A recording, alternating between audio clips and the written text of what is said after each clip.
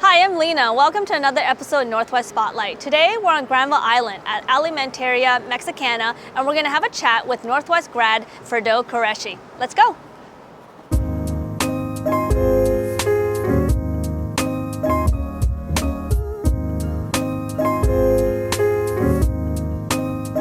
Okay, so today we have Phirdhoz here with us. Thank you for taking the time to chat with us. Let's start with, when did you attend Northwest Culinary Academy and which program did you take? I attended in 2019, so just before the pandemic. Yeah. I started off just wanting to take pastry, and then I loved it so much I ended up asking to come and do the whole program. So I did the one-year program. So what prompted your career change? I had cooked my way through university, and then I stopped cooking for 4 years while I worked in my field. And I hit 30 and had a bit of a midlife crisis and figured that if I don't do it now, I'm never going to do it. And so I wanted to live in a way that made sense to me, and I love everything about food. So when you were in school, which instructor inspired you the most and why? Chef Stacy and Chef Lexi aren't there anymore, but I have never met anybody that was that knowledgeable about chocolate and baking and every little bit of science in there. And so they were incredible. And with Chef Lexi, she was vegan and she was working in pastry, which is particularly hard to be able to do vegan. And since I'm doing culinary so much now, and I don't eat pork, so it's kind of a thing of if she can do that, and that cancel out a lot of the dishes. This doesn't cancel out too much stuff. Yeah. Chef Curtis, I worked with him on that ride. Oh, Ride to Conquer Cancer. Yes, Yeah. that's what we did. Yeah. And he was great. And I remember one thing in particular. It was like a weird thing. We were doing the food truck, and I was practicing making dragon's beard candy for ages, and it failed during the actual food truck thing. Oh no. But I remember Chef Curtis gave me an 11 out of 10 because he was like, I haven't seen anybody work that hard to try to get something to work. So I was there after class every day practicing it, and I was like, it's failure is part of the process. Yeah, and he was just like, you worked hard to get it, whether it was that. And I think that's a big lesson in general for this field. Just keep trying and working hard. That's great.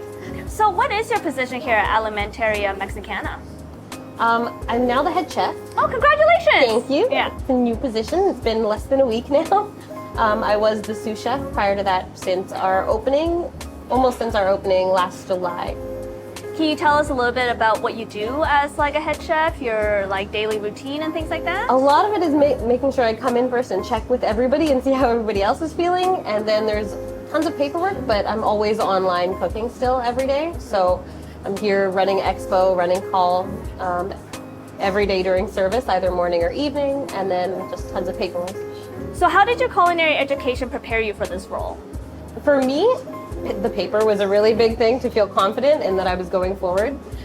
But we learned the history of food and how spices and everything moved around, and for that sparked something in me. So I really like to learn about how authenticity really isn't a thing anymore in food. So it's nice to be able to work in a place where this is similar to something that I make at home, even though I'm Indian and this is Mexican.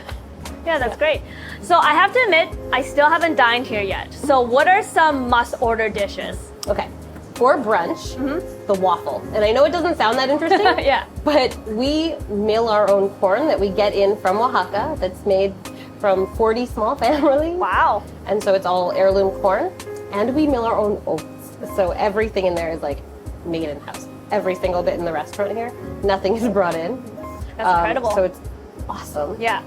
For our main menu, okay, I can't eat the chorizo papas, but everybody says it's amazing. It's our recipe, and Oyama sausage down in the island makes it for us. And so that's probably a must-have on the menu, and the halloumi cactus. Okay, perfect. So I know what to order when I come here now. Yeah. So where do you like to go eat on your days off or when you have time? Oddly enough, Super Baba. Oh yeah, which is one of our grads, Leah Christ. Yeah, that's my main. Yeah, they are great. They are great. But lately, I've been trying to try newer places in the city and stuff like that. Yeah. Okay. So, do you have any advice for someone who's looking to get into the restaurant industry? Absolutely. So, I think my biggest thing is to make sure that you have goals, because nobody in here is going to create goals for you, and you can end up aimlessly just cooking around doing absolutely nothing. So always make goals and then plans to work towards your goals, or else it's just that. And then work hard. Like, I know people say hustle culture is not a good thing and work-life balance is important, but like when you're there, 100% all the time. And the last thing is that it's always a thing of learning. You're never going to be the most knowledgeable person in the room, almost ever. So, and it doesn't matter anybody's position in the restaurant, you always have something to learn from everybody. So have some humility. Yes. Yeah, those are great advice. Well, thank you so much for your time today. And we have Phirdhoz.